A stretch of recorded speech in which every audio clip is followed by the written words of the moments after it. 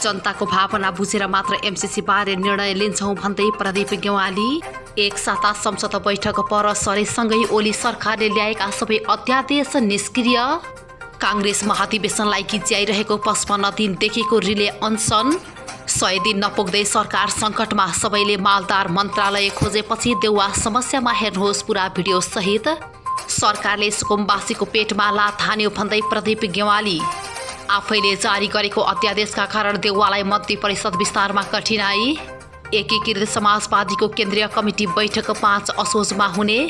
स्थगित राष्ट्रिय जनगणनाको कार्य आजदेखि पुनः सुरु हुँदै। कक्षा 12 को परीक्षा आजदेखि देशभर 4325 केन्द्रमा। स्वदेशी उद्योगलाई प्रोत्साहन हुने नीतिगत व्यवस्था परिवर्तन हुँदैन। मन्त्री परिषद विस्तारमा दल सम्बन्धी अध्यादेश बाधक प्रधानमन्त्री शेरबहादुर देउवालाई।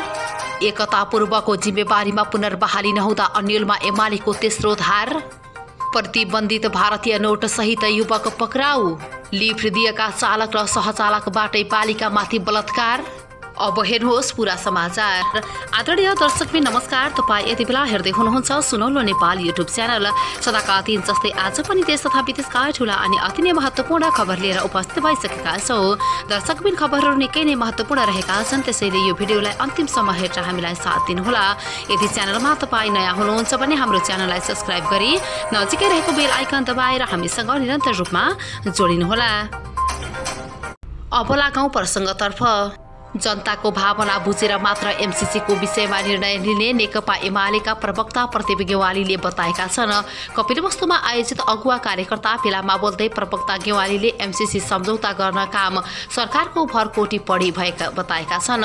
एमसीसीको विषयमा निर्णय गर्दा 10 पटक सोच्नेछौँ। एमसीसी सम्झौता एमालेले गरेको होइन उनले भने। उनले आफ्नो पार्टीले दुई देश बीचको सम्बन्ध र नेपाली जनताको भावनालाई हेरेर निर्णय लिने बताएका छन्। एमसीसी पास गर्ने काम सरकारको हो। सम्झौता राम्रो लाग्छ भने बहुमतले पारित गरेर देखाउनुहोस्, गेवालीले भने। दार्चुलाको तोइन प्रकरणप्रति लक्षित गर्दै नेता गेवालीले सरकारले मुद्दा घुमाउन चीनसँग सीमा विवादको कुरा उठाएको दाबी गरे। उनले आगामी निर्वाचन जित्नका लागि कार्यकर्तालाई उत्कृष्ट काम गर्न समेत निर्देशन दिएका छन्। कार्यक्रममा बोल्दै एमाले केन्द्रीय सदस्य तथा लुम्बिनी प्रदेश सह इन्चार्ज गिरिधारीलाल नेउपानेले पार्टी फुटे पनि स्थानीय तहका कार्यकर्ताले एमाले नै रोजेको टिप्पणी गरेका थिए।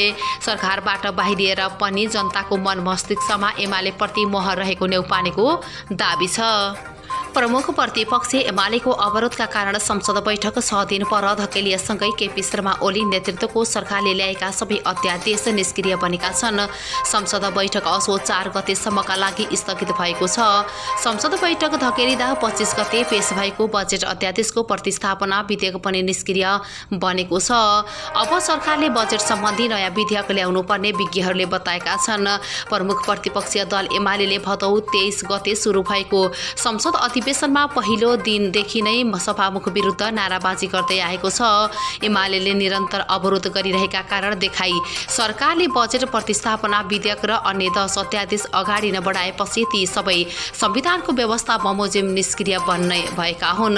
अध्यादेश जारी भएपछि सुरु हुने संसद अधिवेशनले पारित गर्नुपर्ने संवैधानिक व्यवस्था छ। अधिवेशन सुरु भएको 60 दिनसम्म पनि पारित हुन नसक्ने अध्यादेश निष्क्रिय हुन्छन्। संसद अधिवेशन गत साउन 3 गते सुरु भएको थियो। भदौ 30 गते भित्र सबै अध्यादेशको प्रतिस्थापना विधेयक ल्याएर पारित गर्नुपर्ने थियो, तर यसो हुन नसक्दा अध्यादेशहरू निष्क्रिय बन्न पुगेका हुन्। 2054 सालमा कांग्रेस भए तापनि उनी स्वास्थ्य राज्य मन्त्री बने। उनको राजनीतिक यात्रा 2028 सालबाट सुरु भएको हो। छिमेकी देश भारतको सीतागढीबाट नेपाल विद्यार्थी सङ्घमा प्रवेश गरेसँगै उनको राजनीतिक यात्रा सुरु भयो। उनको नाम हो ब्रजी किशोर सिंह। सिंहले उमेरमा 7 दशक टेक्दै छन्। अहिले 67 मा हिँड्दै गरेका उनले प्रजातान्त्रिक आन्दोलन र नेपाली कांग्रेस पार्टीको लागि मधेसबाट ठूलो योगदान गरेका छन्।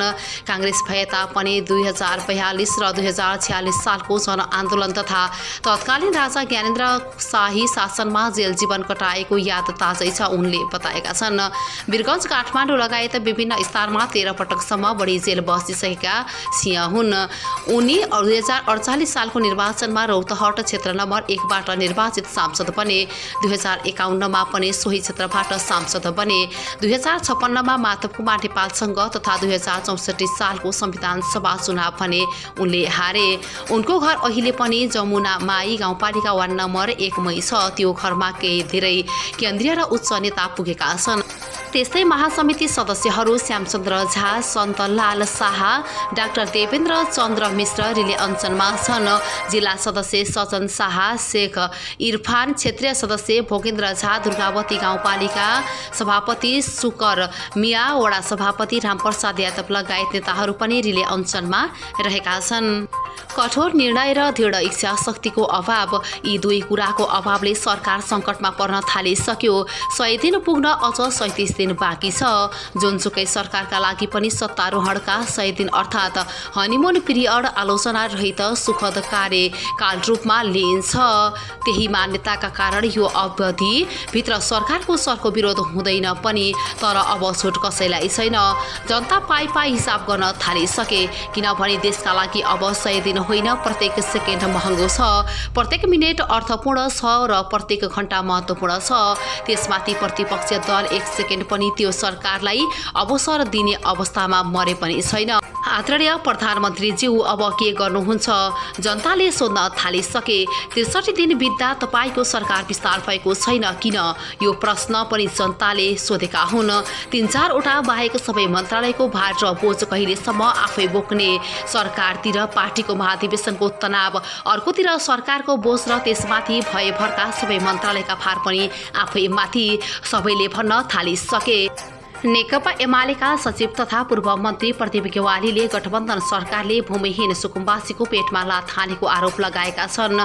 नेकपा एमाले कपिलवस्तुले मंगलबार आयोजना गरेको अगुवा कार्यकर्ता भेलालाई सम्बोधन गर्दै गेवालीले भूमि समस्या समाधान आयोग विघटन गरेकामा गठबन्धन सरकारप्रति आक्रोश व्यक्त गरे। उनले देउवा सरकार गठन भए लगतै सुकुम्बासीलाई निशाना बनाएको बताए। सरकारको प्रमुख काम जनताका मौलिक हक प्रदान गरी जनताका आधारभूत आवश्यकता परिपूर्ति गर्ने भए पनि सुरुमै भूमि आयोग खारेज गरेर जनताको पेटमा लात हानेको बताएका छन्। देश र जनताका अत्यावश्यक समस्या समाधान गर्नुको सट्टा समाधान उन्मुख भूमिहीनको बस्ने बाँच्ने धरापमा पारिदिएको गेवालीले प्रश्न गरे। सरकार गठनको 2 महिना बित्दा समेत मन्त्री परिषद विस्तार हुन सकेको छैन। यो सरकारले जनताको हितमा काम गर्छ भनेर विश्वास कसले गर्न सक्छ? नेता गेवालीले एमसीसीमा केपी ओली नेतृत्वको सरकारको कुनै हात नभएको बताएका छन्। बाहिर एमाले सरकारको पालामा एमसीसी सम्झौता भएको भन्ने गलत भ्रम छन् खोजिएको भन्दै उनले एमसीसी सम्झौता पास गर्न रोलमा आफूहरू नभएको र अहिले त्यसबारे कुनै प्रतिक्रिया दिन जरुरी नभएको बताएका छन्। उनले भने तर अब सम्झौता पास गर्न रोलमा आए गहिरो अध्ययन गरेर देश र जनताको हितमा काम गर्ने गरी निर्णय गर्नुपर्छ गेवालीले बताएका छन्। बालिकालाई जबरजस्ती करडी गरेको आरोपमा प्रहरीले 2 जनालाई पक्राउ गरेको छ। प्रहरीका अनुसार गत शनिबार काभ्रे प्लान्चोकको बनेपा नगरपालिका 12 साझा पेट्रोल पम्प अगाडि गाडीभित्र बालिकालाई जबरजस्ती करडीको अभियोगमा 2 जनालाई पक्राउ गरिएको हो। उनीहरू फरार थिए। पक्राउ पर्नेमा गाडी चालक झापाको हल्दीबारी गाउँपालिका 5 का 32 वर्षीय हर्कबहादुर विश्वकर्मा र सोही गाडीका सहचालक मोरङका उर्लाबारी नगरपालिका 1 का 18 वर्षीय निदीप धिमाल रहेको प्रहरीले जनाएका छन्। जिल्ला प्रहरी कार्यालय काभ्रे प्लान्चोकका प्रहरी नायब उपरीक्षक हरि खतिवडाका अनुसार गत शनिबार भक्तपुरको भक्तपुर नगरपालिका 1 सिर्जना नगर स्थित सडक खण्डमा पूर्वतर्फ जान भनी गाडी कुरिरहेकी अन्दाजी वर्ष 13 की बालिकालाई गन्तव्यसम्म पुर्याइदिने भन्दै उनीहरूले आफूसँगै लिएका थिए। अरडीको राजमार्ग अन्तर्गत बनेका 12 साझा पेट्रोल पम्प अगाडि पुगेपछि गाडीभित्रै चालक र सहचालकले जबरजस्ती करडी गरेर फरार रहेको अनुसन्धानबाट खुलेको बताएको छ। प्रतिबन्धित भारतीय नोट सहित एक युवक पक्राउ परेका छन्। पर्साको बहुदर माई नगरपालिका 4 बस्ने 25 वर्षीय अजय कुमार शर्मा प्रतिबन्धित भारतीय नोट सहित पक्राउ परेका हुन्। प्रहरी चौकी इनवारबाट खटिएको प्रहरी शर्मालाई वीरगञ्ज महानगरपालिका 16 रजत जयन्ती चोकमा चेक जाँच गर्ने क्रममा पक्राउ गरेको हो। ना 15 प 2372 नम्बरको मोटरसाइकलमा भारतबाट वीरगञ्जतर्फ आउँदै गरेका उनलाई चेक जाँच गरिएको थियो। चेक जाँच गर्ने क्रममा उनको साथबाट प्रतिबन्धित भारतीय रुपैयाँ 50,000 को 196 थान र 100 को नोट 5 थान गरी 1,48,500 भारतीय रुपैयाँ बरामद गरिएको पर्सा प्रहरीका प्रवक्ता प्रहरी नायक उपरीक्षक ओम प्रकाश खनालले जानकारी दिनुभएको छ। हवस् त दर्शकबिन, अहिलेलाई समाचार यति नै। फेरि पनि विशेष खबर लिएर उपस्थित हुनेछौँ। हस्त धन्यवाद। हामीलाई सुन्दै गर्नुहोला।